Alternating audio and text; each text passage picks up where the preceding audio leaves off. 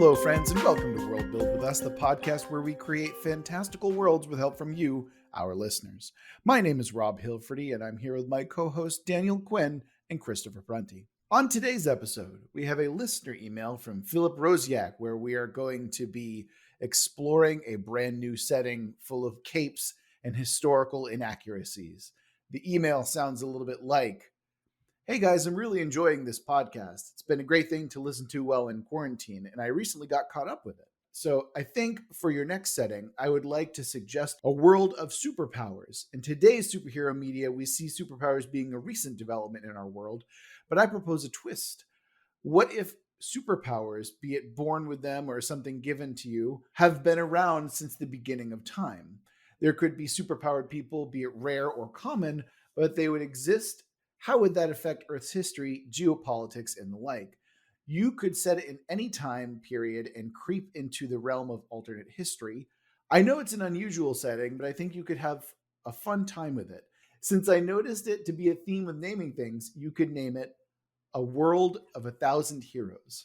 So, Philip, thank you so much for your setting. I don't think we've ever had a full-on superhero setting, so this will be our first. I'm actually very excited for it.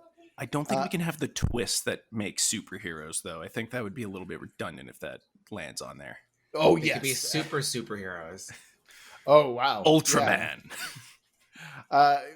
I have a lot of different interesting. Anyway, if you want us to build your world, this is a reminder that you can always email us and submit your world building prompt, just like Philip did.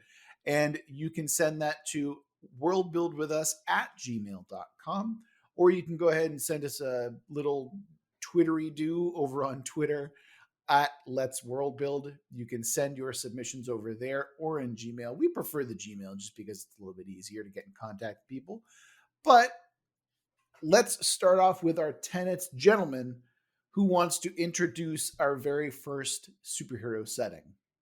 Chris, a man who has recently discovered his own superpowers after getting a good night's sleep. So it's the Sandman trilogy. Is it a trilogy? How many books were in Sandman? There's like 13 or 15 or 17. There's more than 3. Yeah. I don't even know how to call that. I had the omnibus, so I think that came in 3 volumes. Yeah. Gotcha. I have like borrowed copies from a classmate of mine who like dropped out of school and I never saw again, and I feel really bad about having those books because I have all of them and none of them are mine. So I loaned a particular issue that I loved that was a hardback, like by different authors to someone, and they never gave it back. And now they're in like some other state. Oh, see, that's different. See, I would, that's an entirely different thing. But I know. I would hunt them down, Daniel. Yeah, I know. I know where they are. And I'm like, the next time I see them, they better fucking have it. That sounds threatening. What will end up happening is that they will forget that they borrowed it from you and they've sold it in a yard sale. Oh my God. Like strangled them to death. So Anyhow. Chris, what is your tenet about the superhero world? So one of the things that I've always liked in different superhero is where they either do things like the Superhero Registration Act or Watchmen, where they just outlaw superheroes or have them only be government. And I wanted to do that as superheroes are seen as not just a menace, but something that someone has to actively... This is going to get a little bit... I wanted to do what caused the superheroes to come about was some sort of genetic virus. Mm-hmm. And people who are found out to have this are quickly treated and have their superpowers removed. So those who got old enough to train and use them are kind of doing so illegally from the get-go. Interesting. Okay, we're gonna have to explore this a little bit more. So this is how the modern system works, obviously, correct? Mm-hmm. Okay, so you're suggesting that all superpowers are mutations of some kind. Correct. Okay. And this has been going on since the beginning of humanity's existence. What happened in between the beginning of humanity's existence and the modern, like, super deep registration / defanging act that caused this kind of shift in superhero. Well, I see it as they were always seen as either through different cultures and time, they were seen as uh, either heroes, godlike people, or straight up kind of what is it, witch trials and such of being hunted down because they were seen as a menace or uh, however unnaturally their power was. And since the fact that in my eyes, I see it as not being super common, like where everyone has a power or Mhm. not everyone has a good power, uh, they are able to be taken down by numbers. A Right. question, though. How much does that violate the premise? Because the premise specifically says everyone has powers. Oh, I thought he said it could be as rare or as common as as you Yeah, feel. that's the premise. The premise does not Okay. say that everyone has powers. It is So then it's not really any different than any standard superhero premise. It's the fact that it's always been something, whereas Uh-huh. in Marvel, usually in the 1800s or 1700s, there weren't superheroes so much. Okay. So it's since the Right. beginning of human history is the Yes. difference yes, here. exactly Okay. right. And that's why I was saying, well, I guess in Marvel, you do have Apocalypse kind of, but that's like a one-off as far as I'm aware. Right. So, well, I mean, we could get deep into the lore here, but let's not. Oh, yes, the Eternals. Yeah, we're not. I was actually not even referencing that. I was going to go. And DC is specifically more like heroes throughout time because then you have Jonah Hex and you True, have true. But they don't like going there that often. They usually Correct. have like there's like Correct. one person. There's not like a rogues gallery for Jonah Hex so much. Right. little And I bit. think the reason that is because a lot of the times is that you will absolutely delve into alternate history when you do stuff like that. Yeah. Which is why I think that either this episode or next episode, probably next episode, I want to pick out specific time periods and then we make the twist where during that time period something happens regarding superpowers where it is a definitive fracture point within the system. Where I think, Chris, what you're kind of suggesting is what I agree with here is the timeline that mainstream comics tend to follow are almost directly mirrored with our own timeline, right? Mhm. Because there has to be some reflection on modern society. And when that happens, like if you had superpowers since the beginning of time, there will obviously be massive changes within history.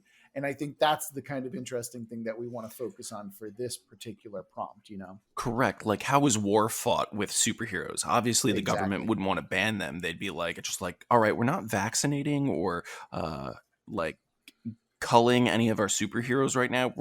We've kept some in secret. We've trained them. They're loyal to the country. Let's send them out there. And then I think there would also then be the response of like a SALT treaty version of it, just like no more superhero guys. It was bad.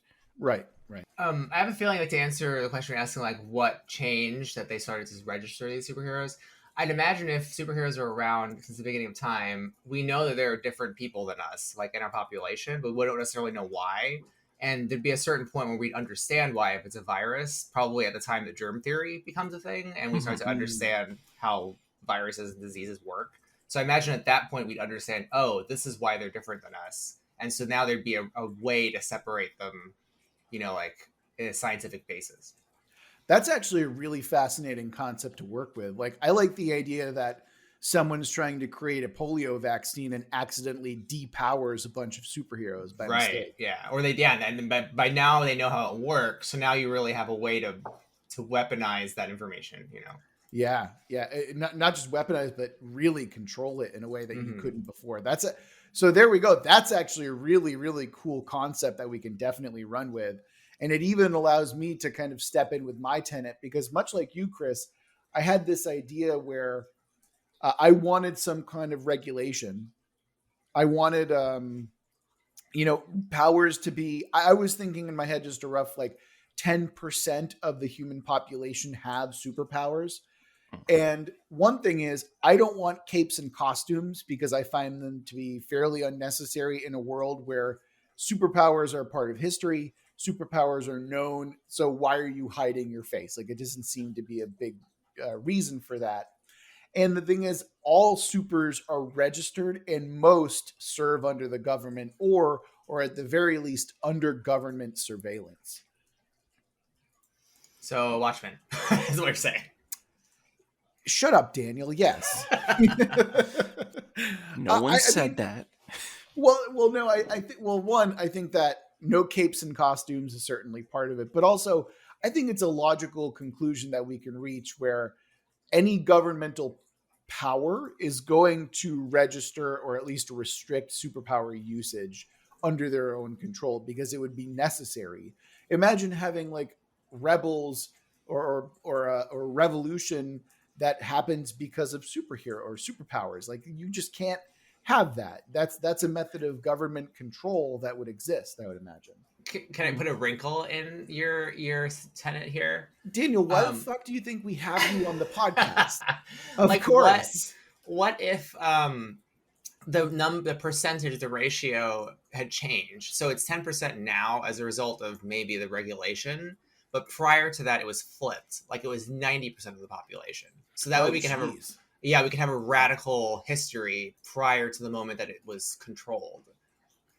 That's really interesting because now I'm immediately thinking of a faction that wants to go back to redistributing power because they think of it as like a method of tyrannical control. So yeah, we can do that. That sounds cool. You know, you want to literally give power to the people. It's like vaccinate. Maybe some sort of vaccination was accomplished that shrunk the population of superheroes. You know, well, we were talking about maybe if it was like, not to put any fear, but if it was like the smallpox thing where people were dying of something else and then they inoculated them, and then it was just like, oh, inverse effect. Who knew? Right. So it was either die of some particular plague or lose your superpowers. Like, there was no option otherwise, you know. And I could see government, not to bolster any conspiracy theories, but I could see like a government influence generating a virus where that choice is then forced upon people, like to limit the population of superheroes. Yeah, it should be said that while our podcast in particular is very strongly pro-vaccine, all three of us have now received both doses of the vaccine. All right. This setting will perhaps inspire some anti-vax sentiment. So let's just put that out there now. We ourselves are pro-vaccine. You should go get your vaccine if you can. Please do a service to your people around you. Now let's get back to how vaccines take away your superpowers. With that PSA out of the way. Yeah, exactly. It's calcifying your pineal gland as we speak, Chris. Oh my God. I'm still shocked by some of the friends who are like, oh no, I'm not getting the vaccine. I'm like, wait, everything you've set up to this moment made sense to me in my life, knowing you, but this? Like, what? Well, again, Daniel, they don't want their superpowers taken away. That's really what it comes down to. It's a fair point. Yeah. All right, so let's. So we've got a pretty.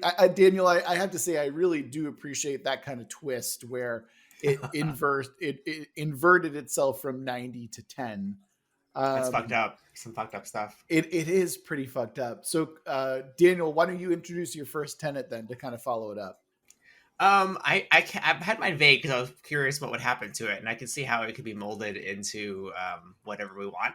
But I had written down, it is possible to give up your powers as an individual, but it comes at a great cost to society. So now I'm thinking, well, we know there is a way to forcibly give it up, and that's by becoming quote unquote vaccinated, right? So I wonder, like, what the cost of society is then by having reduced the population from 90 to 10. Well, it's not just the fact. Think of how much of an industry would probably be based on people who had superhuman strength or could fly or do any other, like, would we have discovered as much electricity if there were literal people who could work in a factory and generate electricity? Yeah, I think that a lot of people, when they think of like super powered or even like fantastical settings, like even like, let's say D&D in particular, even having cantrips or even having, you know, like first level spells would entirely change the world.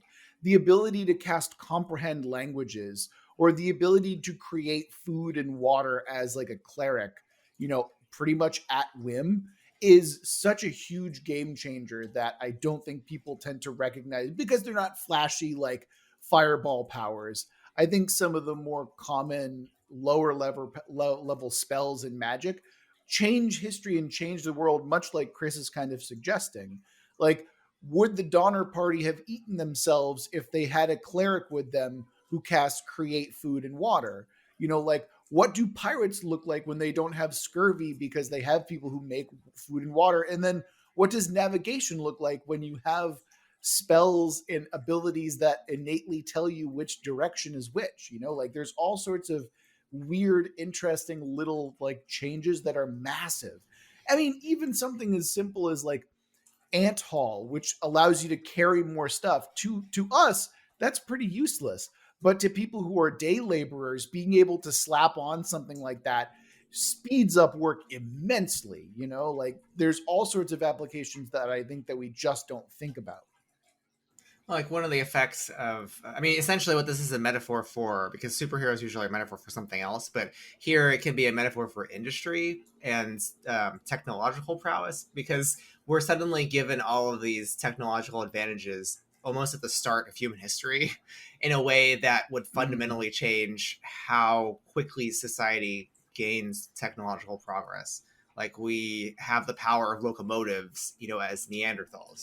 So those are the questions that end up being addressed. Like how far advanced do we become as a result of that, or are there other hurdles we don't realize because we have all those advantages out the gate, you know, that limit us? Absolutely. And I think that's kind of the interesting aspect that we can kind of explore with this setting. Like Philip said, he kind of gave us leeway with where we want to work in terms of a time period.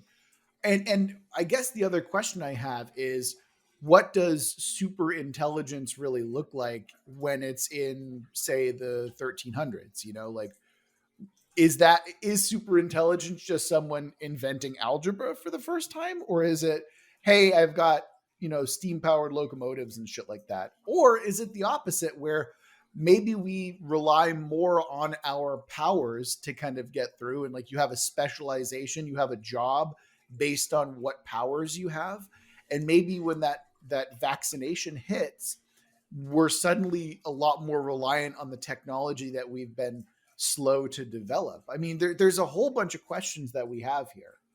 Yeah. The question of intelligence is interesting because it makes me think, depending on how you define intelligence, but it could be like we don't have computers at that point. But if humans say the intelligence they have as a result of a superpower is enhanced computation in a way that humans are incapable of, you'd have thinking human computers basically at an early period, which would have some fundamental changes. Absolutely. Mm-hmm. Mm-hmm. Has anyone ever seen Code 8? It's not a great movie, but it was interesting in the fact that it had a bunch of superheroes that were kind of, one, illegal, and two, they became in a way day workers using their powers to kind of like make it cheaper to do things, but since it was illegal, they had to do it on the side. I've never heard of this. Go ahead, explain it to us. At some point, people gain superpowers. I don't think they go into it in the movie, but there's different levels of powers where they then classify them at just like this person uses electricity, this person has fire, and the guy who can't get a job because he's seen as like a second-class citizen with powers, if he were to be caught using them, he'd be like quickly put down. But him and another guy who I think can pretty much do welding, he does electrical work. Mm-hmm. And they're essentially building a house until the cops come by and then tell them it's just like, hey, you can't have any of these Code 8s working. Interesting. What is this? I've never heard of this before. I'm pretty sure it's on Netflix. I think I watched it during the last year.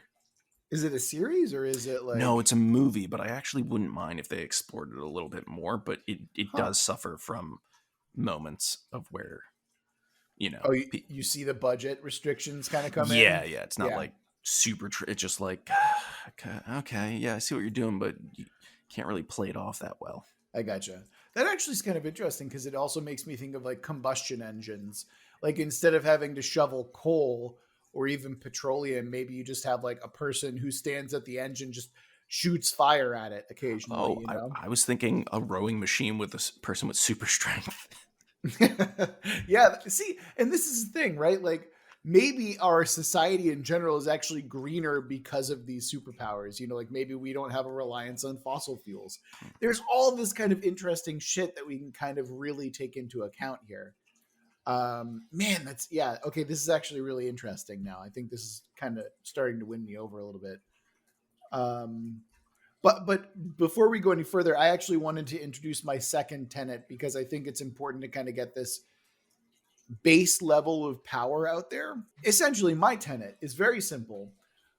I don't want anything cosmic level or earth shattering. Essentially, all of the superpowers on this planet are street level. They are nothing super crazy powerful, nothing like Iceman who can literally rechange, atoms and molecular structures and stuff like that. Nothing like the Atomic Man, nothing like Superman. All of the superheroed people are, relatively powerful, but they're also very, like, you could have super strength or invulnerability, but if you get hit with something, your insides will liquefy, or like you're not immune to heat or something like that. So I want to make sure that we're not going too powerful, so we have like gods and tyrants and stuff like that absolutely change everything. I still want there to be some human element to this because I think that's more interesting to explore. It also gives it for the probability of them actually being contained or controlled, because if they were, you couldn't stop Superman. Hey everyone, we're going to be going into spoilers for the show Invincible. So if you want to skip that, I would recommend skipping ahead about 2-3 minutes, and we'll probably be done talking about Invincible by then. Thanks. Exactly. Right. Exactly. If Invincible is anything to be said about that, for sure. Yeah, exactly. Invincible is actually a great way to kind of play that off as to what I'm trying to avoid, because like I think the idea that Cecil, with all of his resources and power and everything like that, is still absolutely no match for Omni-Man. I know, it's just so absurd. Like, I just finished watching the show and I'm like, what is the point now? What is the point? Like, we cannot win. Well, Daniel, as someone who has read the entire series, I will not spoil it for you. Okay, so there's an answer to that, because when I watched the end of the season, I'm like, all right, well, I guess you just all die. Just roll over and die, because there's nothing you can do. Yeah. Also, man, spoilers for Invincible. I guess we probably. I mean, it's relatively vague, but you might as well just roll over and die. Yeah, about that. Anyway, let's keep moving. I'll put a spoiler warning at the beginning of the episode or something like that. Spoiler tags. Yeah, because I don't give a fuck about spoilers, but I know other people do, and I don't want to spoil Invincible for people. Let's move past Invincible now that we've gotten the spoilers out of the way. But yeah, I want to avoid something like that. I want it to. Yeah, I think that's totally reasonable. Yeah, because it's just it becomes like this crazy management of power levels that don't make any sense. And I think that's the problem with Invincible, is that it's incredible, but like at one point suddenly a truck will hurt someone, at another point suddenly a punch will like rip through someone's rib cage, and it's the same person delivering the force. So, and I know it's for comic effect, but if we're trying to create a world where we have some logical consequences to things, that's a problem. Exactly. And also, Daniel, everyone knows that a truck is not nearly as powerful as a punch. We all know this. It's totally fine. Or a nuclear bomb, but like a really good right hook can do about more damage, Well, we all know that's correct. It's about how that force is applied. Nukes go over a general area, where a punch, it's pinpoint. Of course. Yeah, that makes perfect sense scientifically. So I actually want to suggest another comic book series that I think does this concept, but a little bit darker, which is called Irredeemable, which, Chris knows what I'm talking about. That comic is what if Superman went crazy and killed everyone, but way darker than you're already thinking, Daniel. He basically levels the entire world within 2 weeks. I don't really know why he focused on Singapore so much.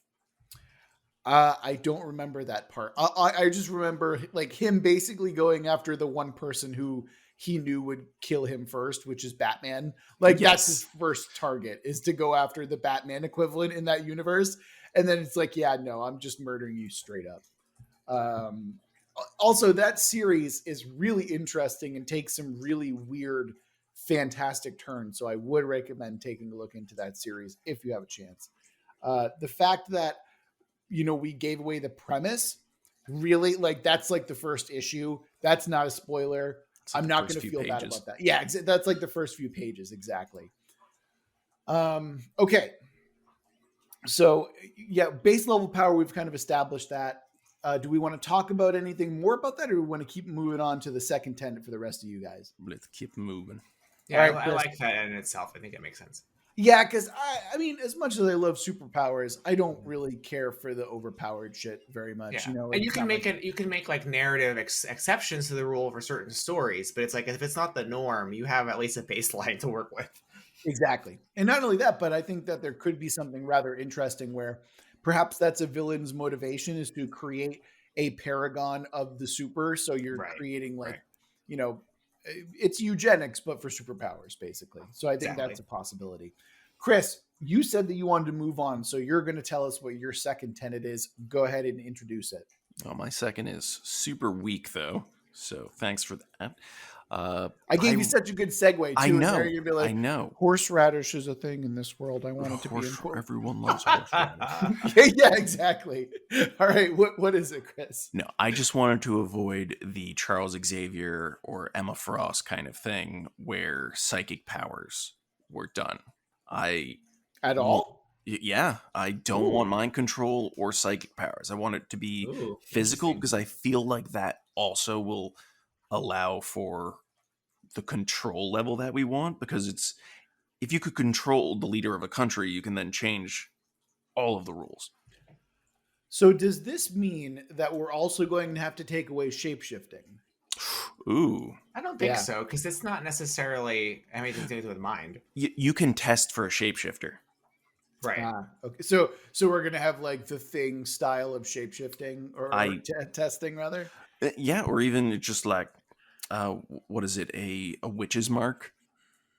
Or oh man, okay, that's actually super cool. Is that now I'm thinking of like a Salem witch trial, but for like shape-shifting supers or something like that. Which has oddly enough made them rarer. Yes, absolutely. Like there is absolutely a certain subset of power types that have a stigma attached to them. Oh, as a result of adaptation evolution, they were less able to breed, which then reduced their number, because they've been hunted. Well, actually, we don't know if the powers are necessarily inherited, right? Because they could be random strain mutations. Well, but I mean, are they passed on? That's a good question. Then, like, if you breed, like, do you pass it on, or does it just randomly occur? I thought it was introduced by a virus. Right. I think randomly occurring makes it a little bit more interesting, because then we do the thing that Naruto and My Hero Academia do, which is like we're breeding to create the ultimate line of superpowers. And that, to me, I really want to try and stay away from eugenics as a good thing. They kind of lightly, even though, Endeavor's not the best person, they don't fault him for that. So they should. That's the problem, that they should. In fact, they absolutely should be like, hey, that's fucked up. We should probably not do this. Is it like a positive cancer? Because I'm trying to think, how does it operate in the natural world? So if it's not, they discovered it through some kind of like science of biology, right? So then is it like, I wonder if it's like a positive cancer, in the sense that like cancer is a mutation of cells, that we don't fully understand. So is it like that, but it doesn't kill us, and maybe it lengthens telomeres instead of reduces them or something like that? Well, maybe instead of having it have anything to do with the human directly, maybe it's something that's changed within our atmosphere. Like maybe there's like some kind of spore or some kind of radiation or something like that that's in the ecosphere that changes humans on a fundamental level. Well, it doesn't affect a percentage of them, though, right? Right. Yeah, because there's some that are either naturally immune or Just So, nothing but happens. even if it is environmentally caused, like there's an effect in the body that we can detect biologically, right? Yes. So I'm just wondering, it's not genetically inherited, so it must be some form of change to our biology in some way. Well, We're not that's why I doctors. was thinking that it could be an organism within the planet itself that kind of awakens these powers. Mhm. It's almost like, there is a microorganism on our planet that just so happens to be there and just so happens to react with human physiology in such a way. So midi-chlorians is what you're saying. Daniel, shut the fuck up. Exactly what I was saying. Now I feel gross about it. Oh, I had to do it. Sorry. So, I mean, what other options do we have, though? I mean, well, because I'm thinking like it's kind of like what you're saying is like the Resident Evil virus, sort of, but that was like I think mitochondria, like our cells are somehow conscious. It's similar to that. I think you're thinking of Parasite Eve, actually. Yeah. Oh yeah, Parasite Eve. That's Yeah. right. Yeah. Yeah. But yeah, I think that we can probably take it down the Resident Evil direction where there's like some Los Plagas or something like that basically awakens superpowers Parasites. within us. Yeah. Why not? I mean, I feel like we should probably skip on over to this part because the more we think of midichlorians, the dumber it becomes. Yeah, maybe we leave it vague because that could be a narrative hook, like how it actually functions. Because we've decided, okay, at least it is biologically caused and it can be understood through science. That we know that much, right? Okay, so let's keep it moving away. So let's get back to Chris's tenet, which I think is really interesting that there's no mind powers of any kind. Yeah, I like that. I'm fine with super intelligence, just not. It makes a super intelligent superhero even more interesting because instead of being able to like, invade someone's mind and like either mind control them or incapacitate them, what he really has to do is outwit them because he's just faster thinking, essentially. Among other things. I mean, technically Reed Richards and like Tony Stark have super intelligence. Right. So we also want to kind of keep it in that way as well. Like, honestly, there's probably a human equivalent to something like that, say like Da Vinci, right? Like Da Vinci is probably someone who you'd point to and be like, for his time, that person had super intelligence, that right. So maybe, like whatever we define intelligence as, it's not like some magical power that like can affect, some non-material aspect of your mind. It's actually you're applying your capability, your thinking capability to something, whether that's creativity or memorization or whatever. So Chris, let me ask you this then. Yeah. Is it possible that you could have some kind of a mind control or telepathy, but it has to be physically enacted? So like you have to physically touch someone? Yes, because then you can always make it that it's more of like a chemical thing. That's exactly what I was thinking. Like pheromones or something. Yeah, not just pheromones, but also like just literally changing the chemistry within their brain, like flooding their brain with endorphins or like restricting all of that at once. Like the stuff that you could do once you have chemical control of someone's body is absolutely devastating and crazy, I've taken away your ability to ever create serotonin again.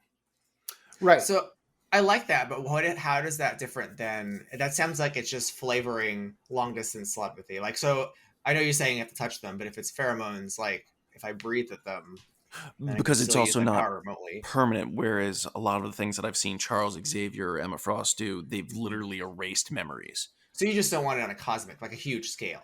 Correct. Okay. Right. It's also scaled down of the fact that there is plenty of protection to get it against it, which it's isn't like using a biosuit or something. If I wanted to avoid it, you're not using telekill alloy or like Xavier's helmet. I'm sorry, actually, Magneto's helmet, or Juggernaut's helmet. All the so many helmets. Yeah, basically, there are. I just want to decrease the amount of helmets in this setting. That's fair. Actually, you know what this is reminding me of is there's a great series that one of our guests actually recommended called the Rosewater Trilogy or the Rosewood Trilogy. Sorry, it's by Tade Thompson. Did you guys read that at all? No. Okay, so in that series, an alien basically drops down in Africa and people around it start like inhaling these alien spores and are able to connect to an alien intelligence that gives them psychic powers. And it's like a fungal thing, because what people do is they find practical applications. They like will literally cover their bodies in antifungal cream, so the people who have these powers aren't able to like enter Touch their them. mind, essentially. Okay.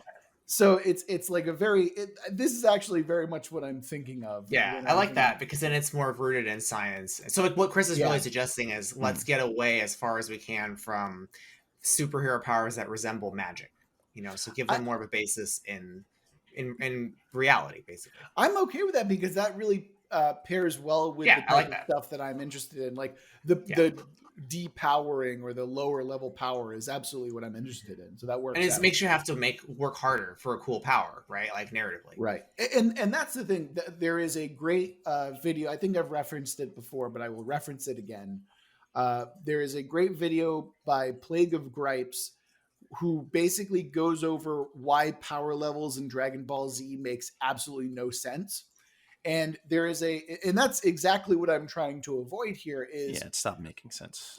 right, where I don't want Dragon Ball. I don't want number. Yeah, Dragon Ball sucks. I don't want like number to go up and I get stronger. Yeah. I want there to be a specific power set that I either have to train to be better at, or I have to be really clever in its application. This is what I love so much about JoJo's Bizarre Adventures, that you can have a really weird, dumb power, but then when you think about how to use it or the application of that power, it suddenly becomes way more powerful and interesting because of your own application and skill while wielding it. That's really what I want to explore with this type of superhero power as well. Yes. Good. Like the ability to stop time for 3 seconds does not seem that super powerful. Oh no, it seems super OP. Like it's incredibly for 3 seconds. Anything with time is a big problem. Yeah. Exactly. Like any kind of time manipulation, which is something that I would absolutely recommend that we not do within this series. For sure. But then you question super speed. How far away is that from? I mean, you could have a character who can affect relativity or has relativistic speed. That would be interesting, but also insanely powerful. Yeah, the other thing that we would have to get into, though, with all of this would be if, sure, someone can have super strength, but they can't actually pick up a car because it would just be pushing themselves into the ground. Yeah. I mean, and that's absolutely fine. Like that's the type of stuff that I find to be rather interesting is you can fly, but only at the speed at which you can walk or run. Or if you have to leap like the original Superman. Yeah. I mean, original Superman is so cool.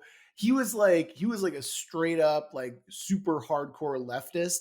And now like new Superman is basically like the authority. And I hate the direction that they take with him. But anyway, that's neither here nor there. Let's get back into the powers a little bit more. Actually, we pretty much finished with that. So Daniel, what's your last tenet? Tell us. It was my first one, but it's obviously evolved. I'll give what it originally was. So I was thinking about what about people who don't have powers, because I was under the original assumption, having misread the prompts, that everyone had powers. So I was like, okay, well, what about people who don't? Like, are there people who are differently abled, which makes them like the kind of abled that we would have currently, and so they don't have powers.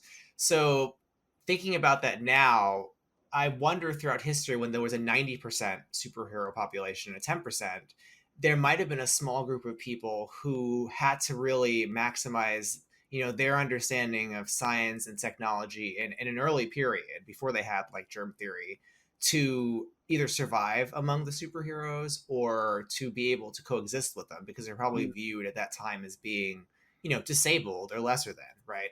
So I'm imagining that has been and maybe it became the government now in the present day, a sort of Templar society or group that lives below, civilization, that has always been around, and they've been trying to figure out what to do with humanity given the situation, and maybe they're in somehow responsible or related to the flip once we discover germ theory. I do want to try and stay away from the literal deep state, though. That's essentially what they are. They're like Cecil in the deep state. That's what I want them to be. Yes. Okay. See, I'm concerned about that because I don't necessarily see these people or these the supers as necessarily all being inherently better than.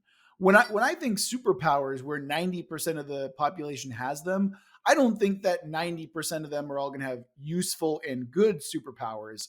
I think that for probably 50% of that 90% or even more, that they'd have weird useless ones. Like, oh, I have I have the powers of marrow where I can pull bones out of my body and use them as a weapon. I You still know, feel the pain.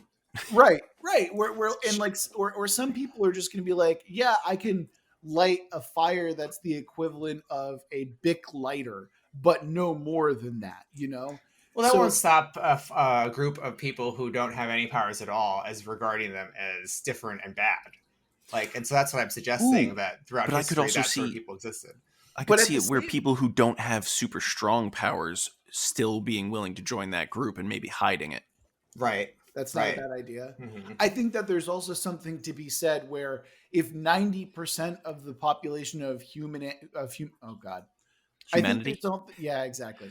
I think that there's something to be said that where if 90% of the population of humanity has powers and 10% doesn't, I genuinely feel as though there'd probably be a eugenics system with them rather than with the powers. Like, I think that we're looking at them hiding more than anything else, or maybe becoming just stage magicians to like try and like fake a superpower in a sense in that way. I mean, the way that I'm seeing them throughout history, like say in medieval times, is they may have been even religious to some extent, because I'm picturing the old the Templar kind of society who have their own, it's not a cult but a secret society, and they exist beneath the awareness of really the majority of the population, and maybe their views are wrong and bigoted, but their view is that the 90% oppress the 10% essentially, and maybe that's why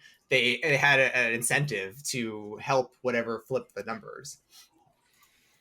So the idea that you're kind of getting at is that the non superpowered folk are responsible for that flip from the 90 to 10. Or some number of them. Maybe they're a fringe group. I'm not saying like the entire 10% were bad, but just like I'm sure that there are some hyper religious types or conspiratorial types throughout history that maybe have gained power, being in the shadow of society. I mean, they could have just been super charismatic and been part of like why they felt that power should be regulated. Right. It's just like I picture some sort of event like I don't know, the Napoleonic Wars or the Crusades or something, where just with superpowers and a lot of people died, and they were just like, we can't keep going like this, or we're just gonna wipe ourselves out. Right. And so like they've always been operating on the fringe, waiting for a moment to turn the tides against the majority they view as like not how human beings should be. Yeah. Okay. I think that there's a lot that we can kind of dig into this.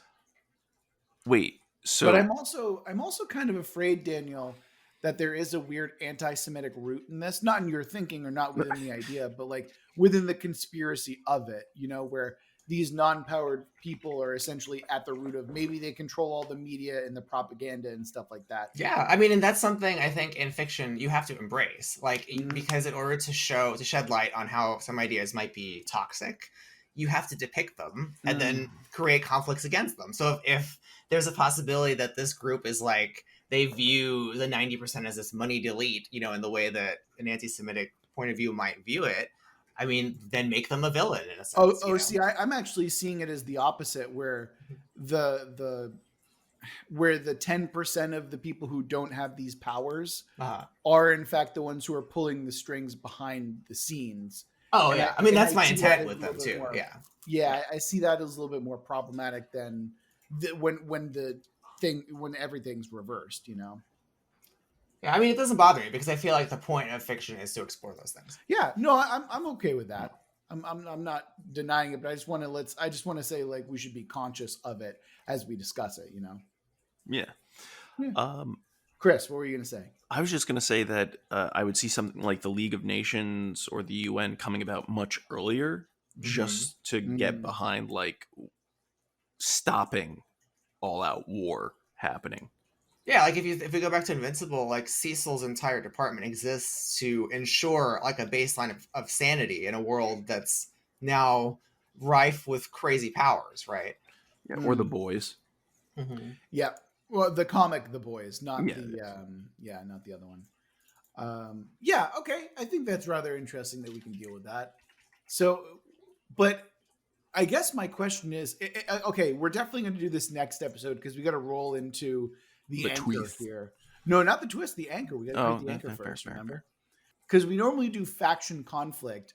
I think that what we should do instead is we each pick a moment, like a time period, and then we explore what makes that era or what makes that change different. And then we kind of follow the ripples from history from there, because then we can have all sorts of cool, alternate history timelines and stuff like that.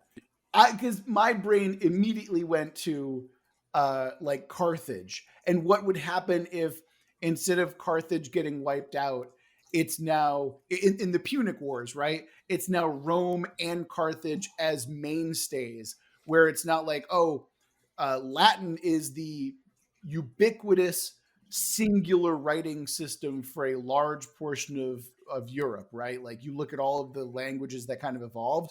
What happens if Carthage is still around? Again, this is where my brain immediately goes. So I'm not necessarily going to do this, but still, I think that there is an interesting aspect to think about when we have these splinter points and these fracture points within history. So I think that what would you guys rather get rid of? Would you rather get rid of the faction or the conflict?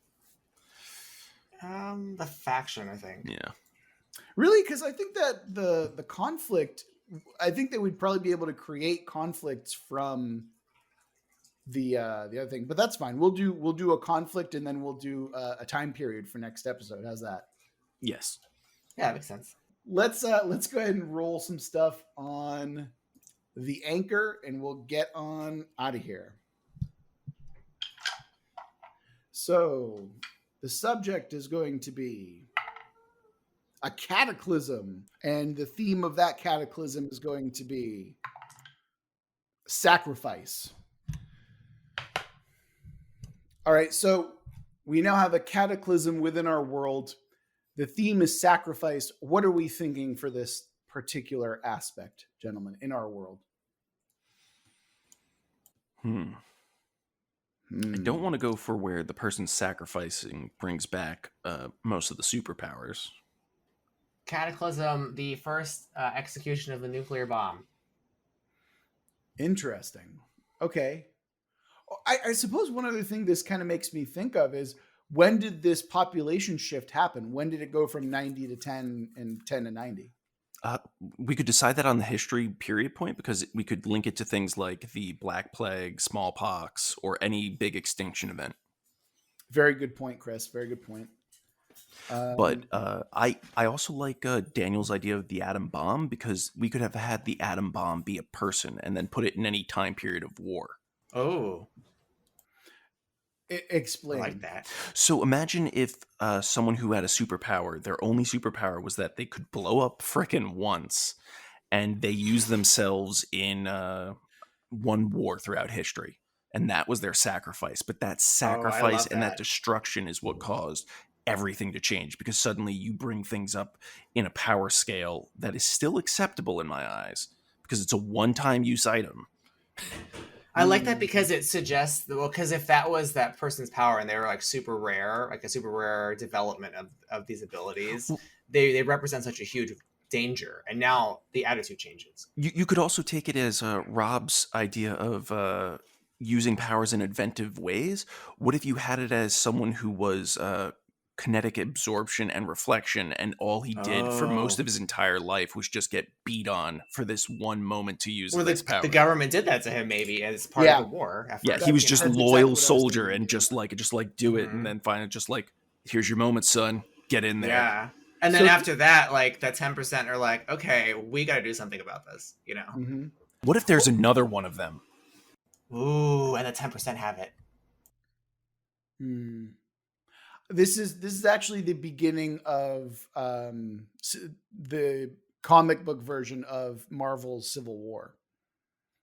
Where there is a mutant who takes a vial of this drug that turns his power all the way up, and he accidentally blows up a school while like running from some superheroes. Yeah, didn't that involve Speedball, or who then Speedball, became Penance? Then became Penance, exactly. Yeah, but I could see it where this is a little bit different because it's government sanctioned or used, and that's what turns it into being more of the military application / of nations, because you have the whole geopolitical thing of it just like, well, they got to use it. How come we're not allowed to use our supers on this scale? Right. So now it becomes an arms race to figure out which superpowers can be applied in such a way. I also feel like this is just putting a pin in it, but defensive superpowers is something that we should look into.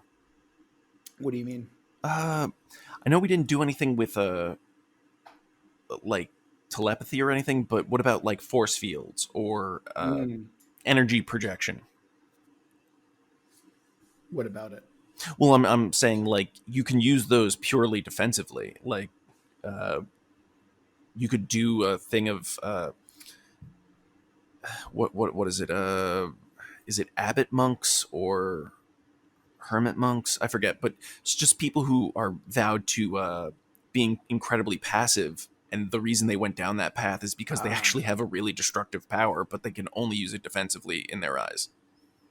I like that idea. I mean, that's always a good trope that we can play around with. So basically, the cataclysm that we're talking about is an atomic bomb level superpower being used. Yeah, and I feel like that is a good prompting for the development of this vaccine, or at least the setting up that situation. I'm totally okay with that. That is like the moment where people realize that, okay, we need to make sure that this is under control a lot more than it currently is. Okay, and instead, and we wouldn't have, maybe Einstein and the development of the atom bomb and all of the things that preceded it, like that played out very differently for all we know. Correct, or it happened at the same speed, because they're like, if we have the powers of supers in the hands of those without, then everyone's super. Can we have this so it's like kind of like the last days of the Third Reich, where it's like just pure desperation? So there's like a war that's happening, and as a last ditch effort, this country is like basically forcing superpowers to be used by their citizens. And so it's, as a result, it turns into, we need to make sure that can't be replicated ever again. Like maybe there's some person who finds a way to force powers to be used in some way, like they find a chemical reagent that hyperactivates whatever alteration we have in the genes or the virus or whatever. And so it's like, I used to be able to just, light a flame before, but now my entire body's on fire and it's a blazing inferno and I can't turn it off and I'm dying from it. But before I die, I'm going to do this. Because I do like the idea of it being doused in patriotism or some sort of like for your country, but in a very bad way. I think that there's probably a combination of it started out as patriotism and then it ended up as just a goddamn tragedy. Kind of like how the kamikazes were in World War II, where it started out as a heroic act and then ended up being like just a complete waste of human life. This A-bomb actually happened at Verdun, and it really, really ruined that day for everyone. Something like that. Yeah. I just really like the idea that the super's ability was to like gather kinetic energy, and so that's how he was used patriotically, and that was the sacrifice. I think that's important to preserve in some way. Yes, I do like the idea of he was beaten down to do this thing, and it took years, so it's not like something that someone did overnight. Right. Okay. You need the time investment, because if it were something manufactured, right, there wouldn't be as much of a fundamental disdain for the concept of the supers. Because if it's something that could have developed naturally and it was exploited, that gives the people who wanted to create this vaccine more of a reason for saying this is something we have to do, because hey, this could happen again naturally, right? Like if we don't stop it from being possible. Correct. Well, we could have it that maybe this is the truth / is what was told. Say that again. So instead, like maybe this is what happened, but propaganda or other things made it seem as if Oh, it was true. the chemical. This way, Mhm. any of the enemies are looking into the wrong avenue of how to get to this end. Yeah, maybe to what Rob is saying is like that's the propaganda they had to put on top of it because they Yeah. can't really let people know the truth. Or that's the next Mm. generation of what happens. You either get someone who's like Oh. the Red Guardian or Captain America versus Mr. A-Bomb. Yeah. Mm. Mm. Not to be confused with Atom Bomb, the wrestler from the 1990s, but yeah. Was he? That wasn't with Earthquake and Tsunami, was it? No, that was after that. Like Okay. Earthquake and Tugboat, who later became not Tsunami, but some other name I can't remember. Quake? I don't Typhoon. know. It was maybe it was some sort of natural disaster. Yeah, yeah, exactly. Oh man, yeah. I'm not even going to get into the terrible '80s wrestling here, but anyway, yeah, we can. So I think that we've kind of got a good stopping point for the time being, and that means that we can now roll our twist list, which is oh boy, let's see how this goes. Daniel, Yeah. I am so sorry and yet not Aliens. sorry. Now make everything an anime is Oh the twist. God. Oh. So this is the Shonen Jump. Uh, so it would seem, yes. I don't even know what that means. Make everyone annoying, high pitched, and very Daniel, colorful. you like anime, just not the anime that's dumb. Okay, so Yep. you can come in and be like, "Look, it's going to be like Ghost in the Shell," and that's anime Well, that would be still. nice. God I damn really it! like Well, I'm that. gonna have some, That'd be magic great. girl transformation. Oh God damn you. Yeah. Oh, this is actually a good point because we're closing out the. So next episode, we're actually going to be reconciling the twist where we make everything an anime, so or more anime, I should suggest. But I do wanted to point out that recently, Kentaro Miura passed away. He's the creator of Berserk. Oh. And as someone who grew up on Berserk and had a genuine attachment to Miura's work, I wanted to take a little bit of moment and just mourn his passing because he was incredibly influential to me in my life for a number of reasons. I just wanted to throw that out there. And now we can go ahead and transition to the outro. So remember that if you want us to build your world, you can always email us over at worldbuildwithus@gmail.com. You can always shoot us a tweet over on Twitter at Let's Worldbuild. You can join our Discord community by following the link in the description. And if you're feeling particularly generous, or you just want to jump the line in terms of which setting we write next, you can always give us money over on Patreon. Thank you for listening to this week's episode. Remember that we love you very much, and we're going to get through this together. Until next week.